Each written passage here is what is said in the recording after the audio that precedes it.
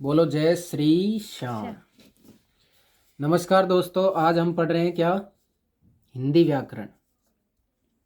हिंदी व्याकरण पढ़ेंगे आज हम। हिंदी व्याकरण। और ये जो वीडियो आज आप देख रहे हैं, ऐसी वीडियो ना तो आपने आज तक देखी और ना देखेंगे। कितनी शानदार ट्रिक से आपको कुछ ही समय में संधियों का ज्ञान कराया जाएगा। यानी आज हम क्या पढ़ रहे हैं? संधि पढ़ रहे हैं। क्या पढ़ रहे हैं? संधि। संधि। और संधि शब्द किन दो शब्दों से मिलकर बना है? तो सम प्लस धी। यानी संधि शब्द में एक उपसर्ग है और वो उपसर्ग कौन सा है? सम। कौन सा उपसर्ग है? सम। यानी जो जोड़ा मिलता है उसी के साथ तो हम समधि बनाते हैं। समधि जिनको ब्याही कहते हैं, समधि जब ही तो बनते हैं जब दोनों आपस में विचार मिलेंगे, दोनों के जब ही तो समधि बनेंगे। हाँ जी। तो समधि शब्द में सम उपसर्ग है। हाँ। और संधि जो होती है वो हिंदी की मुख्य रूप से बात करें अपन तो तीन प्रकार की संधि होती है। एक होती है कौन सी? स्वर संधि। एक होती है व्यंजन संधि। और तीसरी आप बता दीजिए कौन सी होती है? विसर्ग संधि। स्वर संधि, व्यंजन संधि और विसर्ग संधि। आज हमारी जो ये वीडियो है ये आपको समर्पित है कौन सी संधि पर? स्वर संधि पर। कौन सी संधि पढ़ेंगे आज हम? स्वर संधि। और कुछ ही मिनटों बाद स्वर संधि के कितने भेद बताए जाते हैं? बताओ। स्वर संधि के कितने भेद बताए जाते हैं हिंदी में? 5। देखो स्वर संधि की परिभाषा क्या है। तो देखो इतनी अच्छी परिभाषा है कि स्वर के बाद स्वर हो, स्वर के बाद स्वर हो अगर, स्वर के बाद स्वर हो अगर, स्वर हो अगर तो वो क्या कहलाती है? स्वर संधि कहलाए। कौन सी संधि कहलाए? स्वर संधि कहलाए। स्वर संधि कहलाए। स्वर के बाद स्वर हो अगर, ये शर्त है कि स्वर के बाद क्या होना चाहिए? स्वर होना चाहिए। स्वर संधि कहलाए। और दीर्घ, अयादि, गुण, वृद्धि और यण। दीर्घ, अयादि, गुण, वृद्धि, यण भेद 5 बतलाए। कितने भेद है? 5। स्वर के बाद स्वर हो अगर स्वर संधि कहलाए, दीर्घ, अयादि, गुण, वृद्धि, यण भेद 5 बतलाए। लिख देंगे आप इस तरह। उसके बाद देखिएगा, यानी ये शर्त है कि स्वर संधि जो है वो स्वर संधि हमारे स्वरों पर ही आधारित है।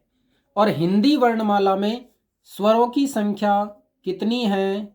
11। कितनी है? 11। लेकिन पूरे के पूरे 11 स्वरों में संधि नहीं होती है। फिर भी आज हम समझने की कोशिश करते हैं कि कैसे संधि होती है। देखिएगा, स्वर लिख लीजिएगा। ए, आ, ई, ई, ऊ, ऊ, री, ए, आई, ओ और औ। बात समझ में आई? 1 2 3 4 5 6 7 8 9 10 और 11 स्वरों की संख्या कितनी है? 11 है। ठीक है। री बहुत कम काम में आता है, लेकिन फिर भी देखते हैं हम कैसे संधि होती है और किस तरह संधि का मिलाप होता है। कि जब देखिएगा, सबसे पहले हम जिस संधि की बात कर रहे हैं वो नामकरण ऑटोमेटिक होगा। कैसे?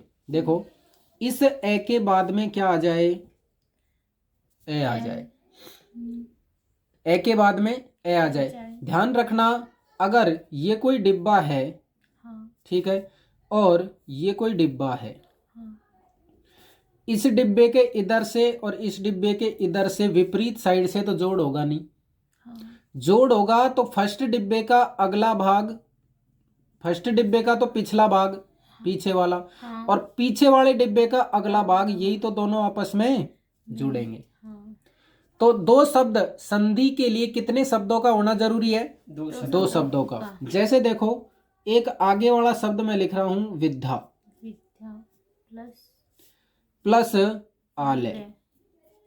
विद्यालय। अब संधि कहाँ होती है कि प्रथम शब्द का अंतिम वर्ण हाँ और अगले शब्द का प्रथम वर्ण, ये दोनों के मिलने से जो विकार होता है, जो परिवर्तन होता है, वही क्या होती है? संधि होती है। यानी आ और आ के मिलने से क्या बनेगा? आ। तो मैं कहने का मतलब यह है, इस आ के बाद में अगर आ आएगा, ए के बाद में ए आएगा, आ के बाद में आ आएगा, इस ए के बाद में आ आएगा, ठीक है, और इस आ के बाद में ए भी तो आ सकता है। हाँ ए के बाद में ए, ए के बाद में आ के बाद में आ के बाद में ए। बात समझ में आ गई? इस तरह, इसी तरह ई के बाद में क्या आएगी? ई। इस ई के बाद में क्या आएगी? ई। अब ई बड़ी भी आ सकती है और छोटी भी आ सकती है, और छोटी ई के बाद में क्या भी आ सकती है? बड़ी ई भी आ सकती है, और बड़ी ई के बाद में छोटी ई भी आ सकती है। बात समझ में आई क्या? ई के बाद में छोटी ई आ जाए, चाहे बड़ी ई आ जाए, ये वाली भी आ सकती है, ठीक है। बड़ी ई के बाद में छोटी ई भी आ सकती है, बड़ी ई के बाद में बड़ी ई भी आ सकती है। तो कुल मिलाकर होगी क्या? सबके आने पर किसी भी तरीके से आ जाए, रूप परिवर्तन होके क्या आएगा? बड़ाई। इसी तरह यहां भी होगा, ए के बाद में आ आए, चाहे आ के बाद में ए आए, चाहे आ के बाद में आ आए, चाहे ए के बाद में ए आए, किसी भी रूप में आ जाए, होगा क्या? आ। ठीक है। इसी तरह ऊ के बाद में बड़ा ऊ आ जाए, ऊ के बाद में छोटा ऊ आ जाए, बड़ा ऊ के बाद में बड़ा ऊ आ जाए, या बड़ा ऊ के बाद में छोटा ऊ आ जाए, किसी भी तरह आ जा, तो क्या हो जाएगा? बड़ा ऊ। कुल मिलाकर किसी शब्द में बीच में आ की मात्रा मिले, बड़ी ई की मात्रा मिले, या बड़ा ऊ की मात्रा मिले, तो बस यहां तक के ये तीन वर्ण अपन ने लिए हैं, ए, ई और ऊ। यहां अगर हम तीनों की बात करते हैं तो कुल मिलाकर ये तीनों मिलकर क्या बन जाती है? एक संधि। यानी रूप बड़ा हुआ है तो रूप बड़ा होने को क्या कहते हैं? दीर्घ कहते हैं। इसलिए यहां पर कौन सी संधि है? दीर्घ संधि है। बोलो, बात समझ में आई? दीर्घ संधि समझ में आई क्या? ए या आ के बाद में, ए या आ में से कोई सा भी आ जाए, ई या छोटी ई चाहे बड़ी ई के बाद में कोई सी भी आ जाए, तो और ऊ के बाद में कोई सा भी ऊ आ जाए, तो कुल मिलाकर कोई सा भी आए, बड़ा होना है, दीर्घ होना है, आ बड़ी ई और बड़ा ऊ में बदलना है, तो वहां कौन सी संधि होगी? दीर्घ संधि। क्लियर? अब इसके बाद में हम अगली संधि पढ़ रहे हैं। इस प्रकार अपन इस निष्कर्ष पर पहुंचे हैं क्या, कि समान स्वर के आने पर, समान स्वर आए, ए आ जाए चाहे आ जाए, ई आ जाए चाहे ई कोई सा भी आ जाए, ऊ आ जाए चाहे कोई सा भी ऊ आ जाए, ऊ के बाद समान स्वर के आने पर समान सवर्णे दीर्घ संधि। सवर्ण, समान सवर्ण आएगा तो क्या होगी? दीर्घ संधि होगी। क्लियर? अब देखो, इस ए या आ का मेल, इस ए या आ कोई सा भी हो, ए आ जाए चाहे आ जाए, इसका मेल हम एक बार तो इसके साथ करेंगे, एक बार इसके साथ करेंगे, एक बार री के साथ करेंगे। देखो, यानी इन दोनों में से इनका मेल इन ई के साथ होंगे, चाहे छोटा हो चाहे बड़ा हो। बात समझ में आ गई? ए या आ का मेल ई या ई से होने पर, एक नियम। फिर है ए या आ का मेल इस ऊ या ऊ से होने पर। फिर है इस ए या आ का मेल इस री से होने पर। बात समझ में आई क्या? इस ए या आ का मेल इस ई या ई से होने पर, इस ए या आ का मेल ऊ या ऊ से होने पर, और इस ए या आ का मेल री से होने पर। तो ए और ई, ए ई बोलो, ए ई क्या बना? बोलने में आई आ रहा है ना? हाँ। आई, ए हो जाएगा। क्या हो जाएगा? ए। और ए ऊ, ए ऊ क्या बन रहा है? ओ, औ। लेकिन क्या बोलेंगे, लिखेंगे क्या? ओ। ठीक है। और यहाँ क्या बनेगा? ए और री मिलकर अर। क्या बनेगा? अर। अर। बात समझ में आ गई क्या? इस ए या आ का मेल अगर ई या ई से होगा तो ए बनेगा। ए या आ का मेल ऊ या ऊ से होगा तो ओ बनेगा। और ए या आ का मेल री से होगा तो अर बनेगा। ये दूसरी संधि हो गई हमारी। कौन सी संधि हो गई? दूसरी। और दूसरी संधि का नाम क्या है? गुण। ये गुण बना है। कौन सी संधि बन गई? गुण संधि। गुण संधि की पहचान क्या है? संधि शब्द होगा ना जो एक साथ होगा, उसमें एक मात्रा आएगी। कितनी मात्रा आएगी? एक मात्रा। एक मात्रा आएगी। जैसे रमा प्लस ईस, रमेश है। यहां से क्या उठाया? आ। यहां से क्या उठाई? ई। आ और ई मिलकर क्या बन गया? ए। क्या बन गया? ए। अब अपन क्या लिखेंगे इसको? रमेश। बोलो, बात समझ में आई क्या? आ गई बात समझ में? आ गई। कुल मिलाकर एक मात्रा आएगी। ओ की भी एक ही आएगी। ओ की भी कितना मात्रा आएगी? एक ही मात्रा आएगी। जैसे आपको बता देता हूं, ओ का भी एक उदाहरण, महा प्लस उत्सव। महा प्लस क्या आएगा? उत्सव। अब देखो ध्यान से, यहाँ क्या आया? आ। यहाँ क्या आया? ऊ। आ और ऊ। देखो यहाँ से आ यहाँ से उठाया, ऊ यहाँ से उठाया, तो देखो कौन सा आएगा? ओ। तो क्या हो जाएगा? महोत्सव। क्या हो गया? महोत्सव। क्लियर? इसी तरह एक और ले लेते हैं उदाहरण, जैसे देव प्लस ऋषि। देव प्लस ऋषि। क्लियर? यहां से क्या उठाया? ए। यहां से क्या उठाया? री।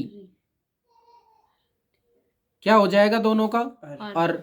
देखो देखो दे, ठीक है, और व। अब लेकिन व है ना जो आधा है, क्योंकि इसमें से ए निकाल लिया हमने। क्या निकाल लिया? आधा है। क्यों है आधा? क्योंकि हमने ए निकाल लिया ना यहां से। तो और री क्या आ रहा है उसके बाद? री। तो ये जो ए है ना, इसका ए अर होगा ना, तो ए इसमें मिला तो पूरा हो गया वह। अब रे क्या कैसा है? आधा। मेरा एक नियम है जिसको कभी नहीं भूलोगे आप, कि जो रे पैरों में होता है वो पूरा होता है, और जो सिर पर चढ़ जाता है वो अधूरा होता है। यहां पर रे आधा है, पूरा है ये हमारा आधा। तो आधा रे कहां पर चढ़ेगा? ऊपर। तो देखो आधा छे, आधा रे कैसे चढ़ाते हैं? सी। ए इसमें मिल गया और रे गया ऊपर। बोलो, बात समझ में आई क्या? पैर पड़ा पूरा, सिर चढ़ा अधूरा। पैर पड़ा पूरा, सिर चढ़ा अधूरा। जितने भी रे ऊपर होंगे उसका मतलब वो आधा है, और जो पैरों में होंगे वो कैसे होंगे? पूरे। अगर ज्ञान भी ऐसे ही लोगे पैरों में पढ़कर तो पूरा मिलेगा, और सिर पर चढ़कर लोगे तो आधा ही मिलेगा। आधा ही मिलेगा। समझ गए क्या? गुरु से ऊपर कभी नहीं। आगे देखिएगा, तो दीर्घ संधि सवर्ण दीर्घ होगा, उसके बाद में ए या आ के बाद में ई आए, ऊ आए या री आए, तो ए या आ के बाद में ई आया तो ए या आ के बाद में ऊ आया तो ओ, और ए या आ के बाद में री आया तो अर हो गया। और इस प्रकार हमारी ये कौन सी संधि हो गई? गुण संधि हो गई। यहाँ कौन सी हुई थी पहले? दीर्घ संधि। बोलो दोनों संधि समझ में आई? क्लियर? क्लियर। धन्यवाद। अब अपन पढ़ेंगे कौन सी संधि? तीसरी। कौन सी संधि? तीसरी। हाँ जी, आगे बढ़ते हैं अपन, और हमारी जो अगली संधि है उसको समझो ध्यान से। जिस तरह ए या आ के बाद में पहले ए या आ हो गए कंप्लीट, खुद के हो गए, फिर ए ने इनसे भी इनसे भी हाथ मिला लिए। अभी ए को हाथ मिलाना बाकी है, यानी ए आ जो है ना वो किन से हाथ मिलाएंगे? ए, आई, ओ, औ से मिलाएंगे हाथ। तो देखते हैं, यहां से चलते हैं, यानी ए या आ के बाद में, ए या आ के बाद में इन दोनों में से कोई सा भी आए। ए या आ के बाद में चाहे ए आए चाहे आई आए, कोई सा भी आ जाए। ए या आ के बाद में ए आई आएगा तो आई हो जाएगा। ए या आ के बाद में ए आई में से कोई सा भी आ जाएगा तो आई हो जाएगा। ठीक है। और उसी तरह ए या आ के बाद में, इस ए या आ के बाद में बच रहे कौन है अभी? ओ, औ। तो इन ओ औ में से कोई सा भी आ जाएगा। ठीक है, इन ओ औ में से कोई सा भी आ जाएगा तो क्या हो जाएगा? औ।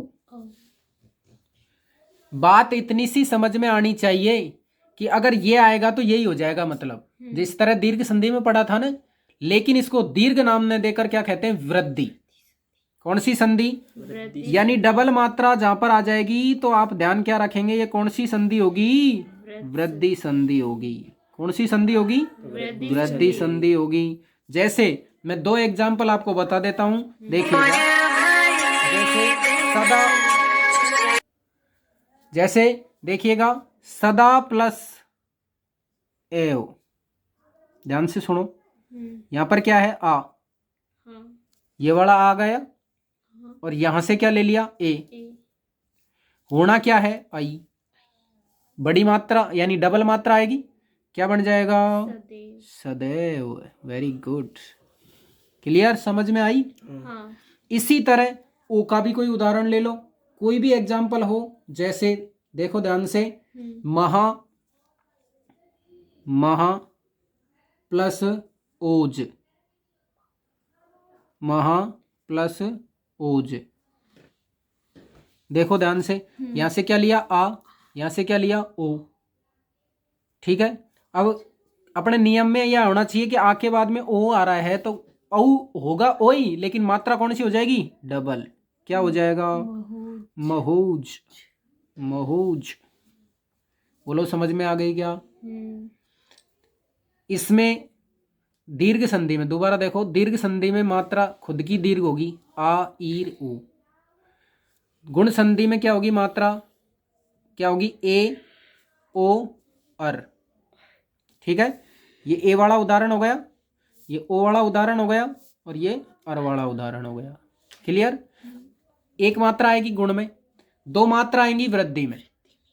वृद्धि में कितनी मात्रा आएंगी? दो। बोलो बात समझ में आ गई क्या? अगर आपको ये समझ में आ गई तो आगे की संधि और भी आसान है, और भी आसान है। कैसे समझेंगे आगे देखिएगा। हाँ जी, आगे देखते हैं कि हमने हमारे जो मूल ए और आ जो स्वर हैं, इनसे अपन ने सबसे हाथ मिलवा दिए, सबसे हाथ मिला लिए। अब ए का को तो छोड़ दो। अब ए के बाद जो स्वर आता है वो क्या आया? ई, ऊ, री, ए, आई और औ, है ना? अब ध्यान क्या रखना है, बड़े ध्यान से सुनो मेरी बात, कि अब मिलाएगा हाथ ई, ऊ और री। ई, ऊ और री, ये हाथ मिलाएंगे। समझ गए क्या? ये बात क्लियर समझ में आनी चाहिए यहां पर, कि अब जो हाथ मिलाएगा वो ई मिलाएगा, ऊ मिलाएगा और री मिलाएगा। यानी अब ध्यान से समझना यानी इन ई के बाद में चाहे छोटी हो चाहे बड़ी हो, इन ई के बाद में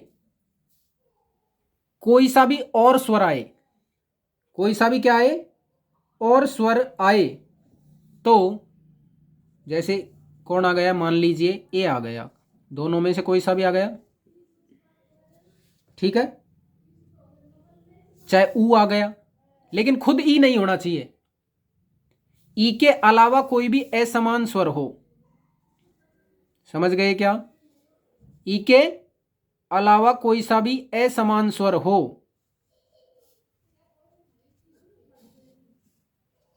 ठीक है, कोई सा भी आ जाए, ई अगर खुद की ई आएगा तो बड़ी हो जाएगा, वो तो दीर्घ संधि होगी। ई के अलावा कोई भी असमान स्वर आएगा तो उस ई के स्थान पर, उस ई के स्थान पर क्या हो जाएगा, यह क्या हो जाएगा, यह। कैसे होगा देखो एक उदाहरण, जैसे प्रति प्लस एक, प्रति प्लस एक क्या आया है, ई, ई के बाद क्या आया है, ए। देखो अब प्र में, प्र को तो प्र लिखा, ते में, ती में से ई हटाया, आधा बचेगा कि नहीं बचेगा, आधा बचेगा, और ई के बाद में ए आ रहा है तो क्या होता है, यह, तो क्या लिख दिया, यह, और ए का तो ए यूं का यूं लिख दिया, और कै का कै। बोलो बात समझ में आई क्या? हाँ। सबसे बड़ी चीज यह है कि कुल मिलाकर इतना सा याद रख लो कि यण संधि में, कौन सी संधि है ये, यण, यण संधि में ई का तो यह होता है, ई का क्या होता है, यह। अब ई के बाद में तो क्या कर देंगे, यह। अब देखो अगला, अगला अपना कौन सा आएगा, ऊ, कौन सा आएगा, ऊ, यानी चाहे छोटा ऊ आ जाए चाहे बड़ा ऊ आ जाए, इस ऊ या ऊ के बाद में कोई सा भी असमान स्वर आए, खुद ऊ नहीं आना चाहिए, चाहे तो आ जाए री आ जाए, चाहे ए आ जाए, चाहे आई आ जाए, चाहे ओ आ जाए, चाहे औ आ जाए, समझ गए? खुद नहीं हो, खुद होगा तो बड़ा ऊ हो जाएगा, फिर तो खुद नहीं होना चाहिए। तो यानी ऊ या ऊ के बाद में देखो, या स्वर ए का तो छोड़ ही दिया, ई का यह बना दिया, ऊ का क्या बना देंगे, ऊ का बनेगा भाई व, क्या बनेगा, व। कैसे सीखेंगे इसको, देखो एक उदाहरण देता हूं, जैसे देखो मधु प्लस अरी, मधु प्लस अरी, ठीक है। अब मधु में से ऊ की मात्रा हटा दी तो ध कैसा रह गया, आधा रह गया, ध आधा रह गया ना, ऊ की मात्रा हटाने से। अब ऊ के बाद में कोई भी असमान स्वर बताया था मैंने, ऊ नहीं होना चाहिए, इसके अलावा इधर वाले भी हो सकते हैं, ए भी हो सकता है, ई भी हो सकता है, और इनमें से भी हो सकते हैं, समझ गए? तो अब ए ऊ की जगह क्या होना है, व, तो व लिख दिया, लेकिन व यहां पर अधूरा है तो ए मिलेगा, पूरा हो जाएगा, और री का री, बोलो क्या बन गया, मध्यवरी। सबसे शानदार ट्रिक यह है कि ई का तो यह होना है और ऊ का वह होना है, दोनों बात समझ में आई। और भी अच्छी बात क्या है कि यह और वह से पहले आधा अक्षर आएगा, यण संधि की सबसे बड़ी पहचान यही है, आधा अक्षर जरूर आएगा, ई या वह से पहले क्या आएगा, आधा अक्षर, और आधा अक्षर जहां पर आ गया वहीं पर कौन सी संधि हो जाएगी, यण संधि हो जाएगी। बोलो बात समझ में आई क्या, आ गई? इसी तरह अब हमारा एक स्वर और है, ई, इसे भी मिला दिया, ऊ से भी मिला दिया, अब कौन सा लेना है अपन को, री, कौन सा लेना है, रे ऋषि। इस री के बाद भी अगर कोई असमान स्वर आता है, कोई सा भी आ जाए, री के अलावा कोई सा भी असमान स्वर अगर आया तो इस री के स्थान पर क्या हो जाएगा, रे, री क्या हो जाएगा, रे हो जाएगा, ठीक है। अब देखते हैं कैसे होता है रे। अगर उसके बाद में जो मात्रा होगी, आ की मात्रा होगी तो रा हो जाएगा, ई की मात्रा होगी तो री हो जाएगा। ठीक है ना। जैसे देखो, मैं एक उदाहरण दे रहा हूं आपको। पितृ, पितृ प्लस अनुमति, पितृ प्लस अनुमति, अनुमति, पितृ प्लस अनुमति का हम अगर संधि करते हैं तो पहले तो नियम देखो अपना कि री के बाद में कोई भी असमान स्वर आए, री के बाद में री नहीं होना चाहिए, री के बाद में कोई भी असमान स्वर आए तो री का क्या हो जाता है, रे। यही होता है ना। अब देखो, पी का तो पी लिख दिया हमने, ठीक है। और तय कैसा रह गया हमारा, आधा। तय कैसा रह गया हमारा अब, आधा। और जो ये री था उसका क्या हो गया, रे। री का क्या हो गया, रे। और पीछे क्या लगा हुआ है, अनुमति, अनुमति। अब देखो ध्यान से, ये तय और रे मिलकर एक संयुक्त वर्ण बनते हैं जिसको अपन बोलते हैं त्रय। बोलते हैं क्या, नहीं बोलते, क्लियर। तो क्या बनेगा इससे, पितृ, पित्र, और ए इसमें त्रय में मिलेगा तो ए पूरा हो जाएगा, क्योंकि ये दोनों ही कैसे हैं, आधे। तय रे ए मिलकर त्रय बनाए। अब क्या लिखेंगे, नुमति, पितृनुमति। देखो, खां तो री तय था और खां त्रय हो गया, क्योंकि त्रय, ये तय और रे मिलकर, री का रे हो गया और रे मिलकर क्या बन गया, पितृ। इसी तरह पितृ प्लस आज्ञा, पितृ प्लस आज्ञा। इस री का क्या करना है, रे, और तय और रे मिलकर त्रय बन जाएंगे। क्या बनेगा, पित्राज्ञा। बोलो, बात समझ में आ गई क्या। देखो, तय है ना, तय में से री हटा दिया, री का क्या रह गया, रे, और यहां क्या बच रहा है, तय। ठीक है। तय और रे मिलकर क्या बनने हैं, दोनों त्रय। त्रय में आ मिला तो क्या बन गया, त्रा। ज्ञा का ज्ञा, आगे क्या बच रहा था, पी, तो पी त्रा ज्ञा। आगे क्लियर, अब तो समझ में। मतलब इस प्रकार ये जो हमने लास्ट में संधि पढ़ी है, कौन कौन सी, वे, ये और री की। देखो, अगर क्रम से लिखोगे ना तो देखो, ये, रे और वे। ठीक है। ये रे वे जिसमें आए वो यण संधि है, ये रे वे जिसमें आए वो कौन सी संधि हो जाएगी, यण संधि हो जाएगी। बोलो, क्लियर हुआ क्या। अब दोस्तों हम आगे की बात करते हैं, और स्वर संधि का हमारा अंतिम भाग बचा है, अयादि संधि। और अगर आपको यण संधि समझ में आई है और गुण संधि समझ में आई है तो ये मान लीजिएगा कि आप अयादि संधि भी समझ में आ गई। देखो, इनने सबसे हाथ मिला लिया, इनने सबसे हाथ मिला लिया, इनने सबसे हाथ मिला लिया, यानी ए या आने भी सबसे हाथ मिला लिया, इन्होंने भी मिला लिया, भाई साहब ने, ये भाई साहब ने भी मिला लिया, इनने भी मिला लिया, इनने अभी नहीं मिलाया है, ये आगे नहीं है अभी, पीछे से तो इन्होंने हाथ मिला लिया, आगे से हाथ नहीं मिलाया है। अब आगे से हाथ मिलाएंगे तो कोरोना हो जाएगा।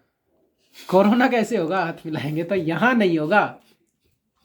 देखिएगा कि हमने ए या आ के बाद में, ध्यान से देखो, ए या आ के बाद में ये मिलाई थी, क्या आया था, ए आया, नहीं आया, ठीक है। और ई के बाद में कोई स्वर आएगा तो क्या हो जाएगा, ये, यही पढ़ा है ना। देखो अब ध्यान से कि जैसे दो चारों स्वर को एक साथ अपन ले लेते हैं, ए, आई, ओ और औ। ठीक है। मेरे को ये बताइए आप कि ये जो ए है ये किससे मिला है, किससे बनकर हुआ है। तो देखो, ए क्या, ए या ई के बाद में क्या आया था, ए या ई के ए के या आ के बाद में ई आया तब क्या बना था? ए।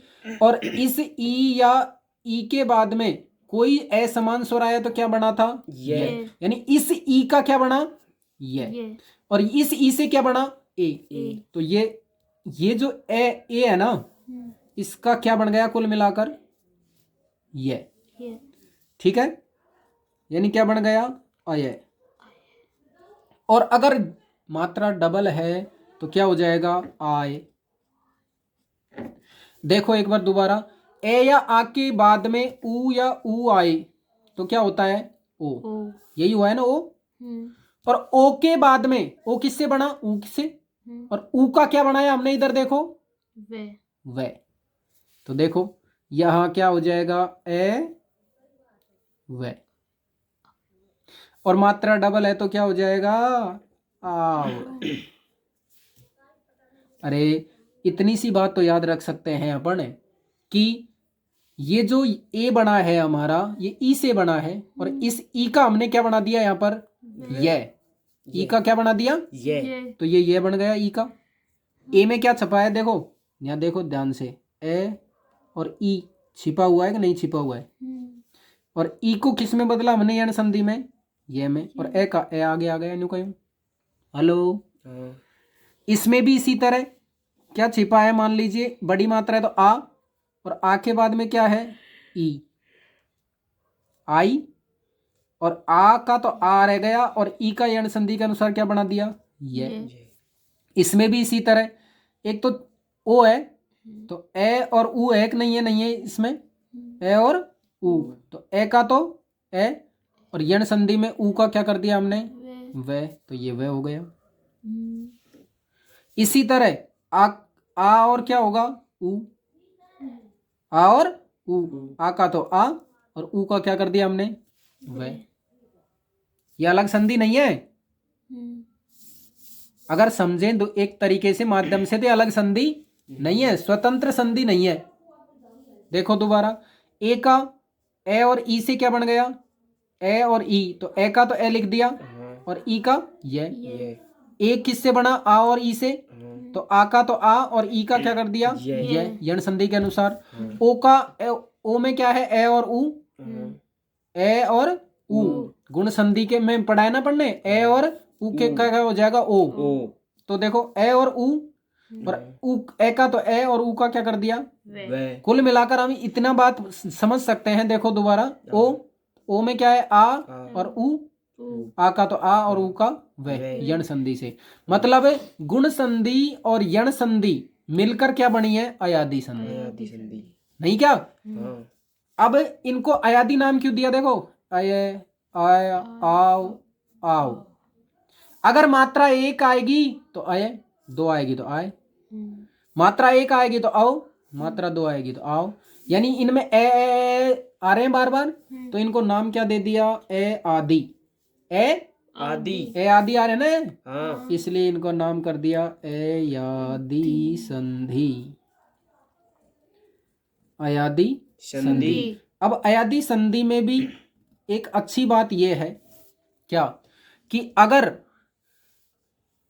ए आएगा तो अपन कुछ क्या करेंगे? उसको एक मात्रा किस में बदलेंगे? एक मात्रा में। आय आएगा तो किस में बदलेंगे? डबल मात्रा वाले में। और अब आएगा तो एक मात्रा, और आव आएगा तो डबल मात्रा। देखो एक बार ध्यान से, जैसे एक उदाहरण है 6 प्लस अन। 6 प्लस अन, यहां पर क्या मिला है हमको? ए। इस ए का क्या बनेगा? आय। क्या बनेगा? अब 6 में से ए हटा तो 6 कैसा रह गया? आधा। ए का क्या बन गया? अय। अय होने से ये जो ए है वो 6 में मिलेगा। देखो 6 प्लस अय, ठीक है, और फिर न, इनमें सब हलंत आएंगे, ठीक है।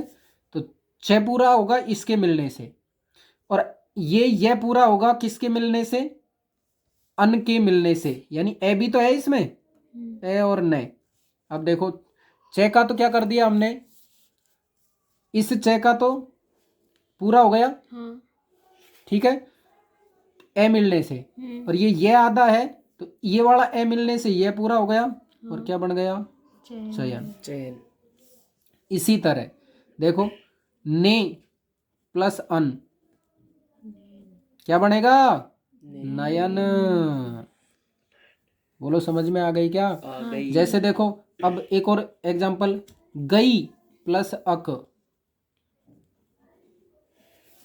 डबल मात्रा है, क्या हो जाएगा? आए।